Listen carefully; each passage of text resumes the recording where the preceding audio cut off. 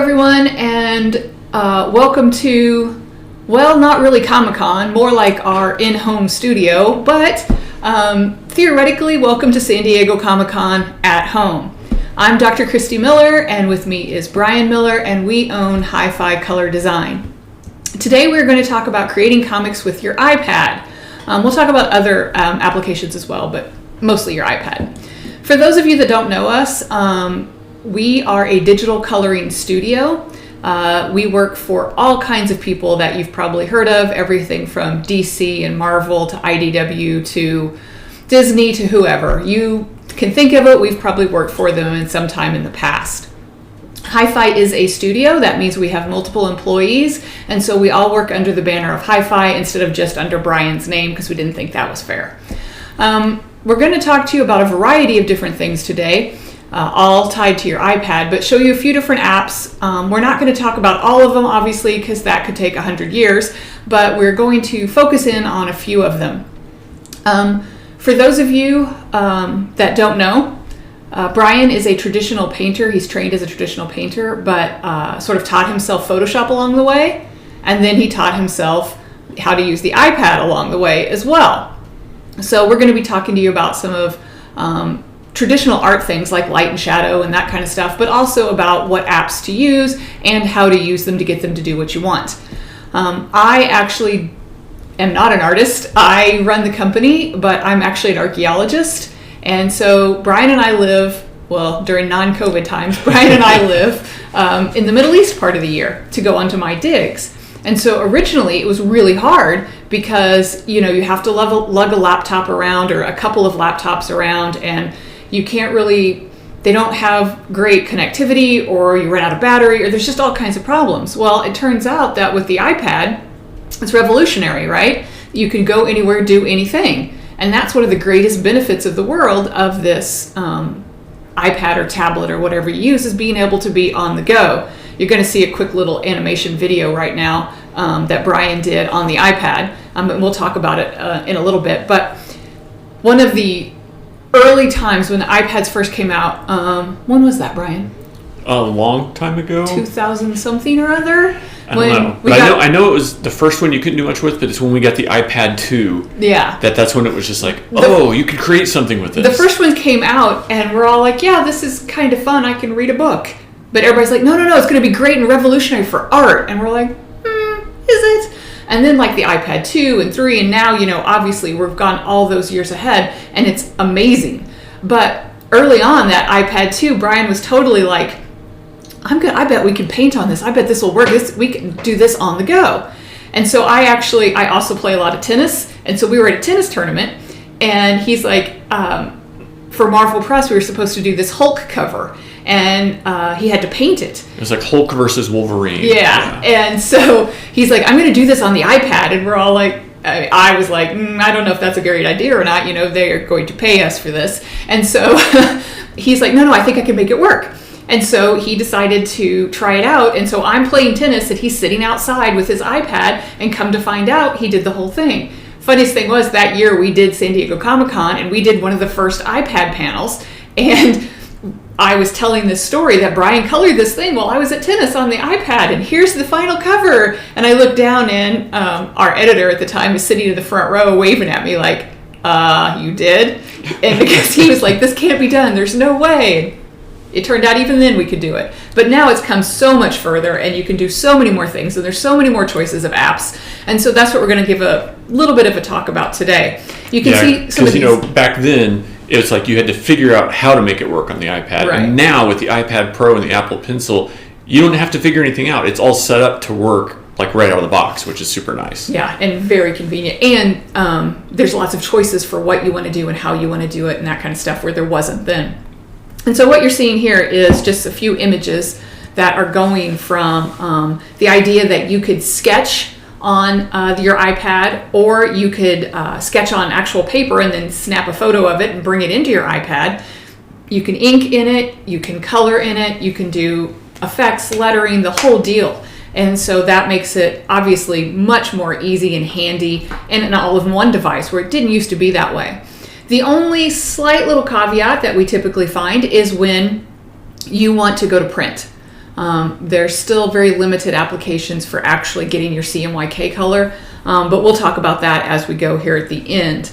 But there is so much that you can do and so many ways to use this and so many applications for it that we're going to spend just a little bit of time talking about a few of them and a lot of time talking about a couple of them, just to give you kind of an idea. We're also, we can't obviously teach you how to use the entire application at this time, so we're going to give you some highlights and just enough so that you can kind of whet your appetite if you don't use these, and maybe you'll want to go and explore them, or look at some other ones and think, oh, I don't really love this one, but I heard of this one and let me go and try it. So we're going to kind of go through all of that stuff, and hopefully you will be able to find some new apps that you didn't know about, or learn a bit about an app maybe you already used but didn't know it could do something, and hopefully get to an end product that will help you make your life easier and be able to go outside in the real world and draw instead of sitting at home in your basement in the dark. Well, and I think it's important to note that, you know, the iPad now has applications and the ability to help people with all kinds of comics. So, you know, it doesn't really matter anymore if it's like, you know, when they first came out, people were like, oh, you could use it for web comics, but not for professional comics, right? People would say that. They're like, oh, it's just for, you know, beginners or something. No, that's not true anymore. You know, you can make the best web comic with an iPad, but you can also do like professional quality, not professional quality, real professional artwork on your iPad, and, you know, have it either be ready to print or maybe one step away from ready to print, or at least good enough to turn into your publisher. So it really ranges the scope from the aspiring creator all the way through to professional creator, which is nice because it's rare to see a tool that's this accessible, that is not, you know, outrageously expensive compared to like a computer or one of those big Wacom Cintiqs or something like that. And, you know, everyone can get their hands on it, everyone can use it. Also, you just saw that little Scooby video. That was a Scooby Apocalypse cover. We keep that in mind. We might come back to that if we have time at the end. Oh, yeah, I hope we do. Well, we were talking about how we could go from pencils and inks to color. And one of the things I like to use my iPad for is warm-up drawings and stuff. So maybe after we talk about the applications, we could show a little sneak peek at one of those too. Okay. So here's just, I'll say a few of the applications available for the iPad. You know, on the desktop, it's really kind of like Adobe Rules, right? Adobe Rules, the desktop, they've been around forever. And they are, you know, totally like domineering the desktop space. The iPad is much more open right now, and there's a lot of different developers creating amazing apps for the iPad. So depending on what you want to do and your budget and your experience, there really is something for everybody. So if you want to, you know, maybe just draw and sketch, there's some apps that are good for that. Maybe you want to do some inking, or maybe you want to do color and paint.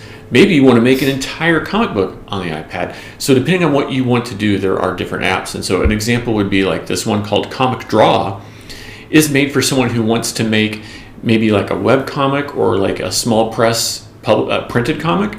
And inside the one app, you can pencil, ink, color, letter, assemble it, lay it out, and then right from their app, you can even like send it out to print. So it's like a one-stop solution.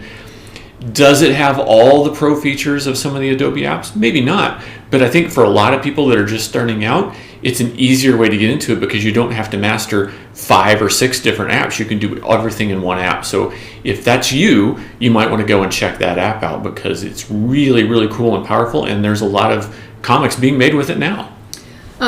Another one that's super fun is Sketch Club. It has a total like social media aspect to it, and they do like challenges and little like assignments and stuff like that. Our friend Jeremy Sutton started this, and he is a traditional painter as well, and he transitioned over into iPad and a variety of other mediums, and he does super cool things. And this thing has or you know, you can grab your charcoals or your acrylics or whatever you want, and then like I said there, it's totally tied into social media, so then you can post your results and chat with other people about what you've done that week and compare and contrast. So it's a really fun one if you haven't looked at that one before. Yeah, and a lot of the like draw me in your style challenges and weekly challenges. So fun stuff. Yeah. If you just want to get out there and like hone your skills or get feedback from other people, Sketch Club is a great one for that. People who are creating a lot of manga or anime inspired comics tend to go to Clip Studio Paint. And then a lot of pro colorists are moving towards Clip Studio Paint. And one of the reasons for that is they support the non-anti-alias. So it's really good for flatters and colorists. So that's one that might interest you. It does have a pretty significant subscription fee, which can be a bummer for some people, but then again, it's got like 8 million users, so there's a little bit of pros and cons there. I think would I say, go check it out. You'll know if it's right for you.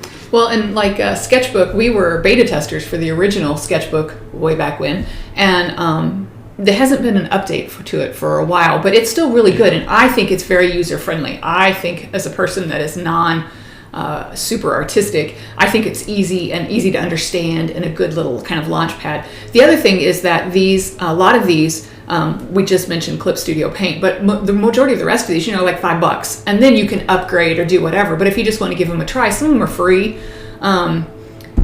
Another one, I know Brian's going to mention a couple other ones, but I'm going to throw in here Comic Book with the exclamation point at the end. That one is my all-time favorite. So I'm an educator, I'm a college professor, but this one is, hopefully we'll have time at the end just to give you a super quick run through. This is like if you want to do something with your kids or you yourself, I use it, but it is very kid friendly. And we'll show you how to do that later, but it's an all-in-one. And so it literally has page layouts for you, word balloons, the whole deal, and you just import things from your photo gallery or things that you have drawn, and you just pop them in there, and it's super user-friendly, super easy. I think it's used to be $1.99. It might be $3.99 now, but totally 100% worth it because it's fun to play with. It is really fun. Anything else we should mention on this screen specifically? I think just quickly we should say that there are some people who are not embracing the Adobe subscription Creative Cloud culture. So you'll know if that's you or not. If you're the type of person that loves the Adobe apps, Adobe Capture is fun. You can make brushes and shapes and patterns with it. Adobe Illustrator on iPad is now amazing. It might even be easier to use than Adobe Illustrator on desktop. Adobe Draw and Adobe Fresco, there's a little bit of an overlap there. Draw has technically been discontinued, but they've left it available because it has some unique features. I use it all the time. And then Adobe Fresco is the app that's supposed to replace Draw, and we'll talk about that a little bit today and show why it's kind of special. Adobe Photoshop, that's been a sticking point for some people. When they first released Adobe Photoshop for iPad, it seemed to be lacking a lot of the desktop features, even though they promised us it was going to be a full version. But they've had a little over a year or so to figure that out now, and the newest releases are looking much, much better. So if you already are a Creative Cloud user and you've been avoiding Photoshop for iPad, maybe now's the time to give it another try. Open it up, see what you think. It seems to be getting better with every release. That's probably what I can say about that. There you go. If you are the type of person who avoids all the Adobe applications, you might want to look at Affinity Photo and Affinity Designer. Those are both lower price of entry. I don't believe there's any subscription involved. And Affinity Photo is sort of like a replacement for Photoshop, and Affinity Designer is sort of a replacement for Illustrator. They're both super highly rated, and in some ways maybe equal to or better than some of what Adobe's doing. So definitely worth checking out. And then Pixelmator is also sort of an Adobe Photoshop replacement. I would say if you use Pixelmator on your desktop, it might be worth using on the iPad as well. We'll talk about Procreate and why it's so great. And then lastly, I would just say Astropad, Duet, and Sidecar. All three of those apps are ways to get your desktop computer onto your iPad, to show it on your iPad. So maybe you have a desktop app like Painter that you want to be able to use your iPad and your pencil, but it doesn't exist on iPad. Well, this just allows you to share your screen on your iPad, and then you can use all your iPad tools to draw directly onto that app. So it's a good bridging the gap kind of app. We should also say that we are iPad and Apple Pencil users, but most, not all of these are available for other type of tablets. So you just have to go and kind of look at each of them and see if you have a tablet other than an iPad, what they will do or won't do, or who works and that kind of stuff. But lots of them are available for different things other than just the iPad. Yeah. So that's a lot of apps. We'll probably only be able to cover maybe 1 or 2 or 3 of them today. Hopefully 3. But take a look at this screen. Go out, take a look at them, and see which ones might work best for the art that you're creating. So now we can just dive in and show a little bit of what we do. And I was saying that I use my iPad to do warm-up sketches. And I think this is a fun way to show how you can, this is in Procreate, you can do the pencils and you can do the inks and you can do the color, even if you're just doing it as a warm-up every day, to help hone your skills, right? And so for me, this is a Catra from She-Ra, one of my favorite cartoons. And if I get up in the morning and I'm not feeling particularly creative, I'll just do like a quick warm-up sketch like this, and it puts me in that mind to think about the pencils, the inks, and the colors. So this is the kind of thing that you can do, again, at any level, to get yourself a little bit more familiar with the iPad. I think it's a good exercise, and helps make you less afraid of all the tools and technology and everything. We are doing this with sort of live online, and so there's been a couple of questions or comments actually, and AstroPad has a PC beta option that you can use your PC from your iPad, so that's one of those we were just talking about. And I know that Duet also supports PC, I think. And then this person also mentions that Clip Studio for iPad has full features and doesn't layer restrict like Procreate. We'll talk about that layer thing when we get there in just a minute. Yeah, that's actually really important. Let's actually not jump into Procreate first. Let's jump. I thought we were going to into Fresco first. So this is going to be Adobe Fresco, and this is their app that's replacing Adobe Draw. Now, if you're a big time Adobe Draw user, like I am, there's my art. I was freaking out for a second. I was like, where's my art? If you're a big time Adobe Draw user like I am, it may be a little weird to transition into Fresco, but I think once you see some of the tools that they've added in here, it can be really attractive. And especially, I have an older iPad Pro, but I think if you have a newer one, some of the stuff is faster on the newer ones than it is on mine. Now, this is the type of pencils that a lot of professional artists would receive to ink, right? If you're a professional inker. This is some nice Billy Tucci. Yeah, we got Billy Tucci's She here. So we can see that how nice these pencils are, and you can imagine if you're like a pro inker, what a nice job you could do on that. Now, I'm not a pro inker, so I'm going to go with something. I'm going to go with something a little easier to ink for today's demo, and I'm going to look at this Batman drawing here. So here we go. This is from RWBY Justice League, and so this is the RWBY Universe version of Batman. And let's just talk a little bit about Fresco. Now, there's more tools here than I can show you guys, but this is an Adobe app, so we have a lot of things that we're used to seeing, like layers and the lasso tool and brushes and lots of that. But we have a couple of special things in this app that really doesn't exist on the desktop either. So the first thing we have at the top here is we have our pixel brushes. And if we look at the whole brush menu, we can see that there's all these different kinds of brushes, and they actually have one section on inking and one section on comics. So there's a lot to play with here. If we look at the comics, it's more for like the textures and stuff, like the cross hatching and the halftone and everything. And then the inking section, there's even a couple of brushes that say comics in the name. So how about that? It's like they were thinking about comics for that. So let's just see. This is a pixel brush. Let's just see what one of these brushes might look like. So let's see what the size is on this. That's a little small, but we can use our pressure to build it up a little bit. Right, so this is nice because we can get our thick, thin lines going here, and I'll just do a little sketchy. I'm not going to try to be perfect for the presentation today, but hopefully give a little bit of an idea about what we can do here. Now, within this one, can you set your sensitivity and all that stuff for your Apple Pencil? Yeah, there's some settings that you can adjust for the brushes and how they behave for pressure sensitivity and speed.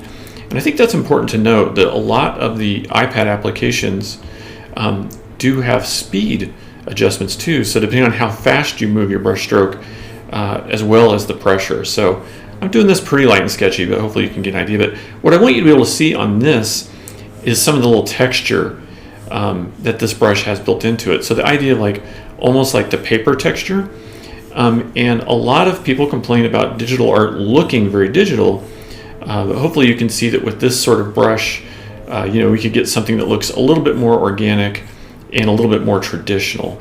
And that's one of the really cool thing about some of these iPad apps is they're doing a good job of giving you the impression of natural media.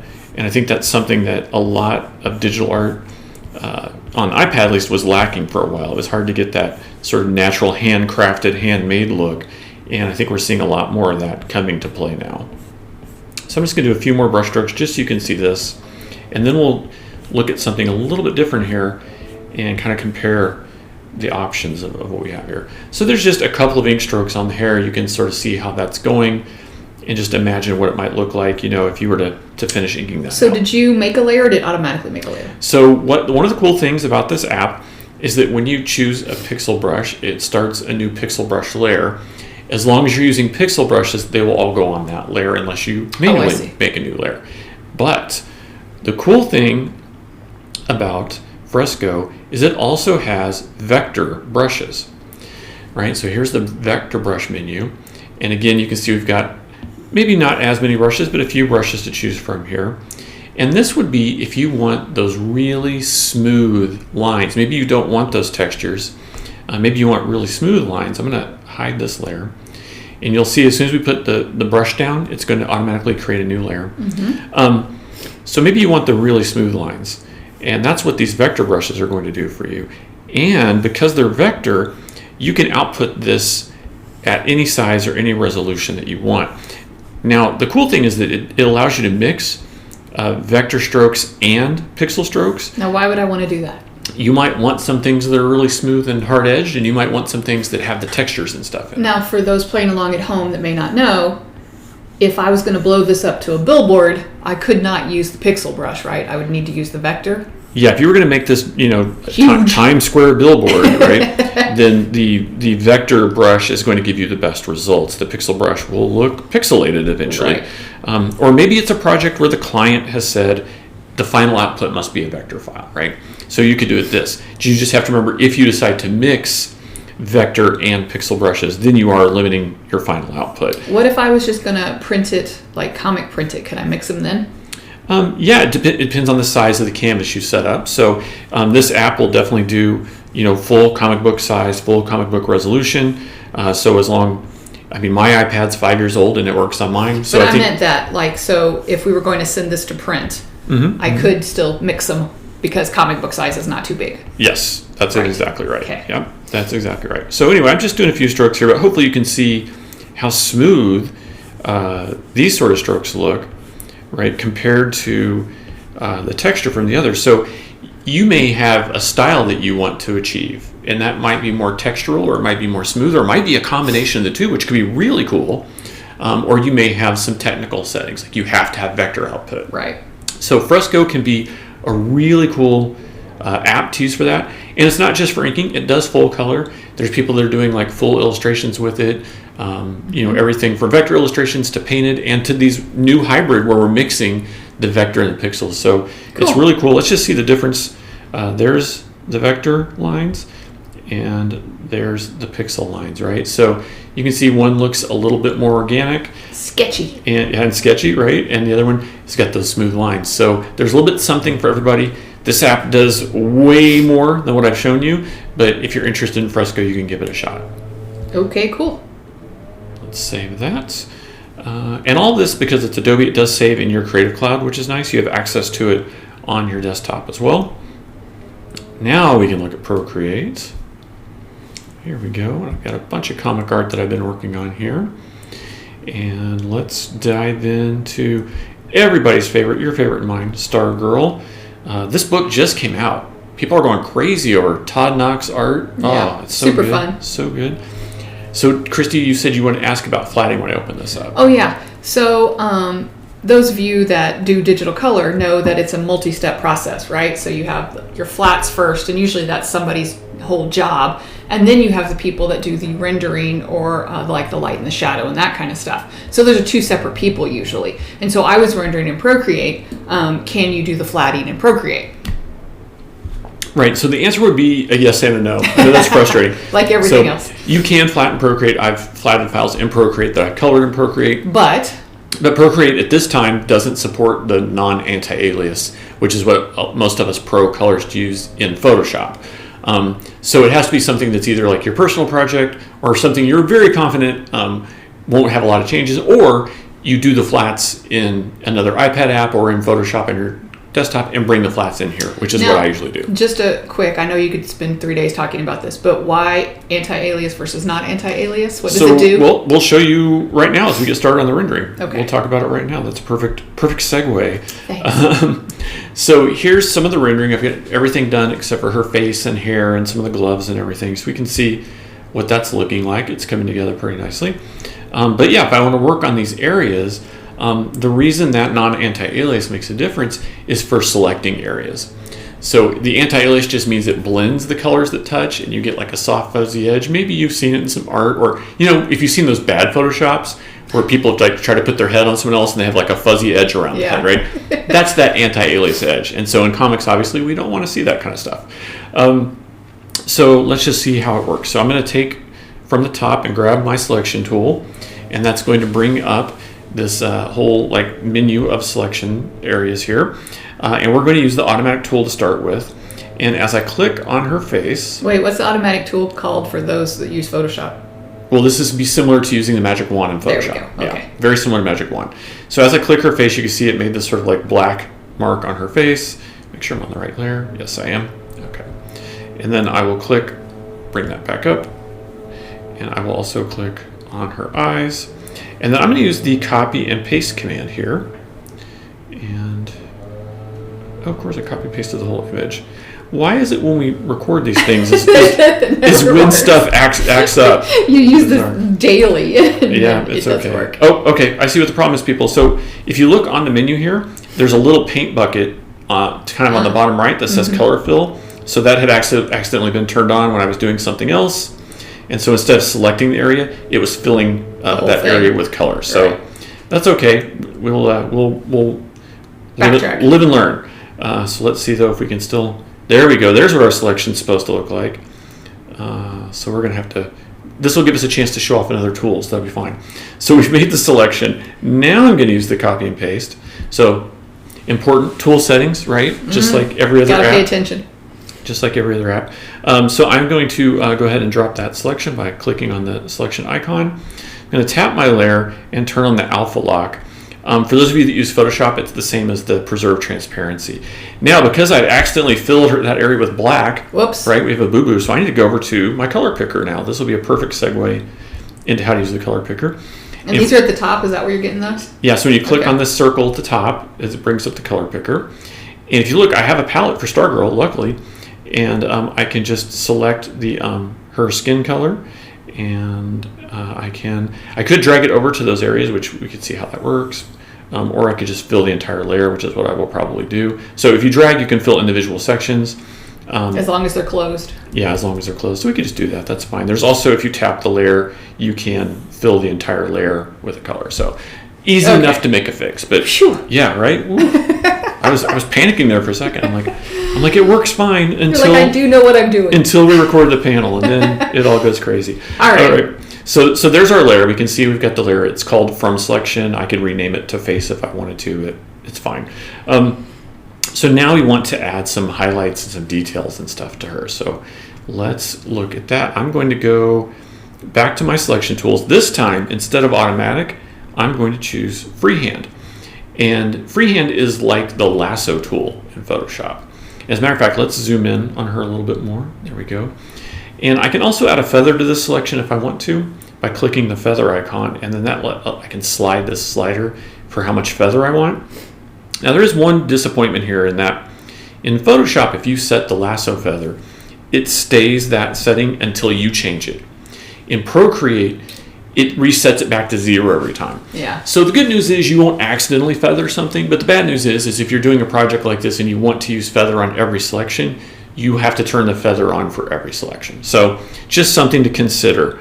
But once I have that turned on, then I can just use my Apple Pencil and start freehanding a selection here.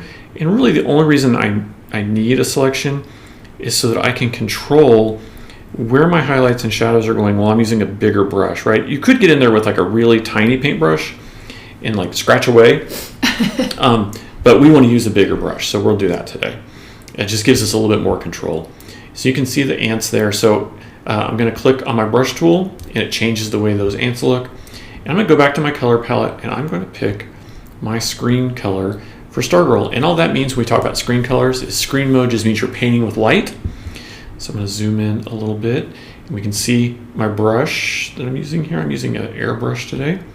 There we go. But look at all the brushes. Yeah, there's a ton of them. I mean, I can't even count how many brushes are in this thing, but it's a ton of brushes. And if I click one, you can see all the really cool settings that you can change on your brushes.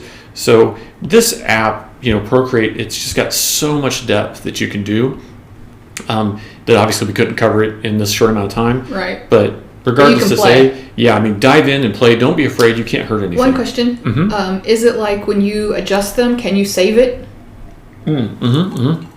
Yes, you can. So any adjustments you make to the brush, stay that way until you change it. Okay. And then you can save brushes. You can import brushes, export brushes. You can share brushes with your friends. Right. Yeah. So there you can do a lot with the brushes here. So I'm just going to use this soft brush. And I think I dropped my selection while I was doing all of that. But that's okay. I think we can get it back. There we go. And I'm going to, on the right-hand side, we have a brush size slider. And we have a brush opacity slider.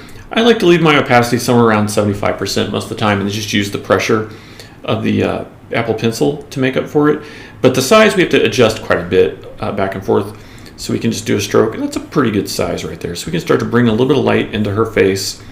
And again, because of screen mode, every time I put down a stroke, it's going to get a little bit brighter, a little bit lighter. And I'm just kind of imagining the highlight falling from her eye down towards her chin right there. And I'm going to make that brush a little bit smaller and come down and just maybe a little bit bigger than that. Again, I told you I play with that brush size all the time. I like to adjust the brush a lot as I'm working so that it does what I want it to do. And maybe just blend this a little bit over to the side and maybe a little bit more under her eye. So just starting to get the rough highlight on her face. If I'm happy with that, I can tap the selection tool at the top to deselect the area and then go ahead and select it, tap it again to make a second selection. So I'm going to go ahead and set my feather again. And I think this time I want to just select part of her nose, maybe something like that. And then again, I'll grab the brush again, see how big this brush is. Yeah, that's about a good size. And just bring a little bit of light into the nose. And then maybe go ahead and make that brush a little bit smaller so I can add some like really tight like detail light into the nose and start to bring out those highlights a little bit. There we go. And if I'm happy with that, I'm going to tap the selection tool again and make sure I set my feather. That's annoying. Yeah, it's an extra step, but they've only recently added the feather option. So we're pleased to have Procreate. Yeah, so we're excited that it's there, and and hopefully it'll get better. The people at Procreate have been so awesome about keeping this app updated that I think it'll only just get better and better. So no complaints. Happy to have the feature, and I'm sure that especially because Todd likes it. That's right. Todd Knock, the artist, he likes a nice soft edge when I color his artwork. So. All right, something like that. And then I'm thinking we can just add some side light in. So again, I'll go ahead and get my selection tool, do the feather, and now I'm going to make this kind of big selection along the side of her face, maybe a little bit around the ear. And I'm just imagining there's like a light off to the side somewhere that's going to, really kind of come in and let's use a pretty big brush, yeah. And just really give us this nice like side lighting on her face. You could do that and drop that, cool. Maybe blend it a little bit. And then I want to do the same thing for her nose so that the lighting makes sense. That's kind of important. It is important, right? So maybe just a little shape like that. Did it go? Yeah. Get our brush and bring in some extra brighter light over there. So you can pretty much transition back and forth pretty quick. Yeah, that's the nice thing. And like right now I'm thinking, if you look at the blue areas of her, I've got this like teal on the right as like a secondary lighting. Mm-hmm. If I just click and hold on that teal, it brings up like an eyedropper tool. Oh, cool. And so I can select that teal, and then I can just go in with the brush and maybe just freehand a little bit of that into the right side of her face so that we get that idea that same cool light source. And because you made this selection on your layer, you're not going to get anything you don't want, right? Right, yeah, because we're only on this layer that has the face on it, so we can paint like right through everything, right? And it'll look really, really nice. All right, you've only got a few more minutes on this. Okay. So all right, well that's the face. Let's just maybe look at the hair for just a minute then. So if I'm happy with the face, I can just tap the layer and I can click merge down, and it's going to merge it back into my render layer. And then from there, I can get my selection tool and go back to automatic. And remember, that's like using the magic wand. Hey, there we go. It works. And then I'm going to click the copy and paste. And there's a lot of options down here, but you can see you can save your selections. You can invert them. So there's a ton you can do here. So I'm going to hit the copy and paste. That makes the new layer. Tap on that. Turn on the alpha lock. Don't forget that part. Yeah, you definitely don't want to be spraying your paint all over the canvas. That'll make you upset. We can drop that selection. Okay, so I've got my brush. So I think what I want to do is let's just go ahead and just make a really quick freehand selection around part of her hair, and then we can talk about like when it makes sense to use the selection tools, and maybe for part of her hair we just want to freehand in some of it with the brush tool. The nice thing is if you've used a regular Wacom tablet that doesn't have a built-in screen, once you get on the iPad with the screen, it's just so nice, because it just feels so natural to use. It's just more like normal painting or like traditional painting or drawing, not normal, but like, traditional, like paint on canvas or drawing on paper, or, whatever your experience is. It just feels more akin to that. All right, so we'll just bring in a little bit of light here. So I'm just imagining like the shape of her head. I don't really like those strokes too much. I don't like those either. They're a little harsh. The brush got a little small. And that's something I was going to say earlier, is that you want to watch out for using too small of a brush, because you can get in there and start noodling around, and it'll look really streaky and bad. Chunky. And really chunky. So that's one of the reasons I do like to use the lasso tool sometime, because it allows you to use a bigger, fatter brush and big, broad strokes into your colors, and it looks a little bit nicer than those like skinny little scribbly strokes, I think, in my opinion. All right, so bring a little bit more in here, and this is something that I could work on for another 10 minutes, so you'll have to tell me when it's time to move on to the next. You got like a minute. Oh gosh, only a minute. That's no time at all. All right, we'll do a little bit of blending here. Okay, Bob Ross. So one thing I would normally do, so we can probably do that, is a little bit of like a rim light on the top of her head. So if we look at like her shoulders and her face, we did that really strong side light. So we would want to bring that same look of that side light up into the hair. And so again, we can use the lasso tool to control that, right? That'd be a little bit more difficult to freehand. So we can use the lasso tool for that. And then we can just bring our yellow value in here and just let it get really bright along the top edge and the side of her hair.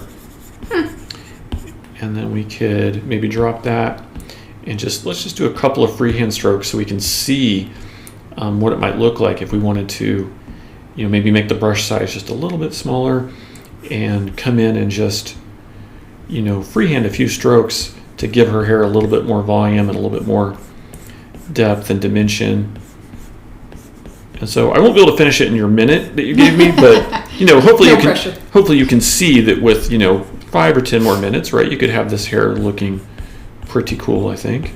That gives a pretty good idea. Mm-hmm, yeah, because you can definitely see that her bangs are one part and then the back of her hair is another part. Yeah, and once we got all that done, then once again you could come down here and sample that teal color, and you could even start to bring some of that cool reflective lighting into like the underside of her hair, which would help give it a little bit more depth and dimension too. Right. So just get a lot of form and stuff going there. Cool. So that's a very fast introduction to Procreate. This app has so much depth. Tons of stuff. So much that you can do with it. And I think it's one of the most natural feeling apps, and you can get some like really, really good results out of it. The newest version does support CMYK color, maybe not as advanced as Photoshop's CMYK color, but they are trying. So I applaud them for doing it, because very few people are. All right, so theoretically, you wouldn't necessarily have to take it to Photoshop if it was the correct CMYK colors? Theoretically. I mean, I think, if you're working Marvel DC, you're probably going to still run it through Photoshop. That way you can make sure. But if you were, I think any other situation, it's going to be not, good enough. Right. All right. So, next. So, do you want to look at your comic book app? No, let's talk about, let's look at your special effects on there real quick. Oh, yeah, we can do that. We saw that Scooby thing earlier. That's right. We could do that, right? Scooby-Doo. Here we go. So here's a Scooby cover, and because effects are something that's always like the wow factor that everybody likes. That's true. So this is when I colored this completely here in Procreate, but I am ready to add some special effects to this. So I've already set up a special effects layer, and I've set that to screen mode. So you set the layer to screen mode. Right, so if I tap the layer, you can see it says screen. That's the mode that it's on. So it would, by default, it would be on normal, and I've set it to screen. So that makes it so that all of our light effects can pass through there. And if we go over to our brushes, we can come down here and let's look at maybe some of these textury ones to start out with. Textures. And then, I think I was looking at this grunge one earlier. This is pretty cool. Not the Harley Quinn pattern? See this? Maybe not for this. And then let's just get like a really bright blue. And let's get a gold for this. We're going to use this for the gun blast, I think. So let's get like a really bright gold. Maybe make it a little bit more intense than that. You have all these already, there we go. I was just going to ask. You have them already picked, but I can make them similar to Photoshop. I mean, look at all the cool color options. You have a real color wheel. You have a Photoshop style color picker. You've got this color harmony, which will show you like your different parts of your color wheel, right? Which is really cool. We've got like, if you want to see the complementary color, right? Ooh, and split complementary. Yeah, so as you move this around, it'll show you. So it's really powerful. If you've ever taken one of Brian and I's classes, we're big on this. Then you can have just the values, like the numerical values, and then you can make your own palette. So it's really, really cool. So let's try this gold. What are we doing? Oh yeah, gold special effects. Yeah. So we've got some gun blast here. So let's see what we can do. Get some cool, grungy, splattery looking gun blast coming out here. I think that's pretty intense looking, right? It really looks like the gun barrel is like glowing now. We can kind of do the same thing over here to Fred's pistol. With these texture brushes, you can kind of do like strokes, but you can also do some like almost like stamps or tapping and get some more texture that way. So I kind of vary between the two. I've got this other gun here. By the way, if you did not get a chance to read Scooby Apocalypse, it is super fun. They've bound them now into graphic novels. I think there's like at least 4 sets of them now or something like that. But it's really good. Surprising. I was like, do what? He's gonna do what? But Scooby actually like talks in emojis and stuff. It's super fun. Yeah, Scooby's eyebrows here are part of that emoji thing. Yeah. And we can actually, let's make that brush just a little bit smaller. Oh, whoa. So we can use this luminance brush to get like this really cool like streaky glow going around. How cool that looks, right? It would take you longer, I think, in Photoshop to get that same effect. So it's pretty cool. So that's kind of fun. And then we could just go and maybe use that same brush but bigger for Vilma's like controller thing here. Get some glow going on that. And then the cool part is we've got this drone up here that's like lasering these monsters. And can you use laser as a verb? I don't know. Yes, lasering. Lasering. Mm-hmm. So this brush, it looks promising. It's got all these little sparkles or glitters or things on it. So let's see. Oh, yeah. Oh, trippy. Yeah. That might be a bit much. If I think it's a bit much, then I'm thinking it's a bit much. So it's probably too much for the real comic. But, for today, maybe we'll call it good. And then we could even come back with that other brush and just let the edges glow a little bit more. Get some streaks and stuff. Now this all works because you have this on screen mode, right? That's right. Yeah, the brushes are in screen mode and the layer is in screen mode. So let's But the cool thing is that because the layer is in screen mode, right, we're not affecting the artwork, right? If we disable that layer, right, all of our coloring it's not been touched. All those. So if they come back from editorial and be like, those sparkles got to go. Yeah, they're like, you really overdid those sparkles, Brian. I can be like, I know. All right, so. Before we leave Procreate, obviously we just hit like tiniest little bits of stuff. But before we leave, anybody have any specific questions on anything we just did from our audience? Yes, and thanks everybody who's hanging out with us today. We really appreciate it. We can't have our normal 300 plus person San Diego Comic-Con audience, so we do appreciate having virtual audience today. What are we, 11 AB usually or something like that? In our panel 30 AB. BC or AB or something, yeah. ABC or something. We miss you, San Diego Comic-Con. All right, well, silence, so we covered it good enough. All right. Let's take like just a minute and look at my comic thing, because I think this is something fun you could do with your kids, or if you've never used an iPad and you want to just try something out first, this is a way to go. So if you go down to the very bottom, it asks you some questions to start, but they're super easy. So if you go down to the very bottom, you can see there's like pages. And so you can pick what comic page layout you want, panel design essentially, and you just pick one. And so then Brian has picked this one, and you can see there's these little icons. So you can actually take a photo with your iPad to put in there, or you can get something from your saved gallery. So you could like make your own artwork and save it, or you could have photos and save it, whichever you want. And so this is from that one we showed you earlier. These are about our dogs, Wick and Kelty. So this is Wiki. And he just popped it right in there. That's all it takes. So now you can actually put in whichever ones you want in whichever panels, and just put a couple. We only have like a minute or two, but okay.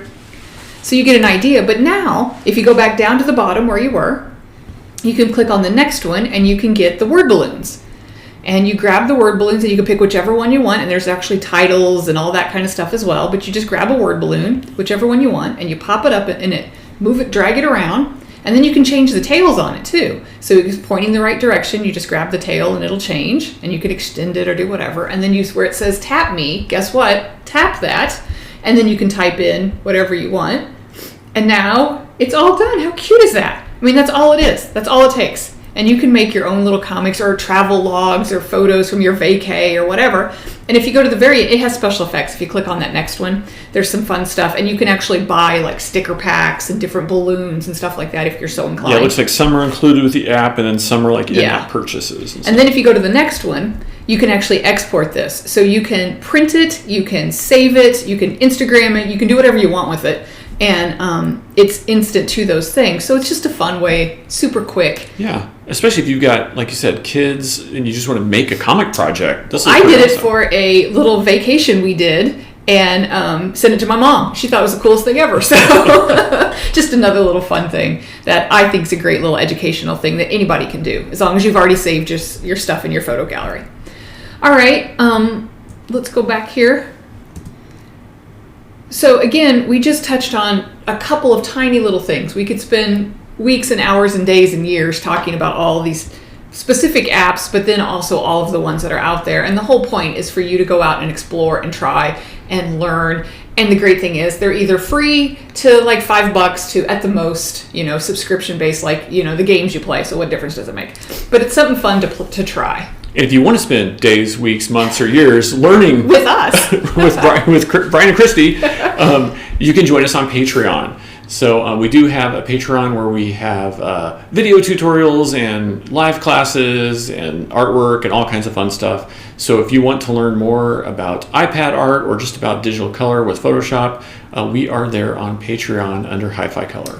Well, that's all we have time for. We hope to see you in person next year and have a nice San Diego Comic-Con at home. Thanks. See you next time. Bye, Comic-Con.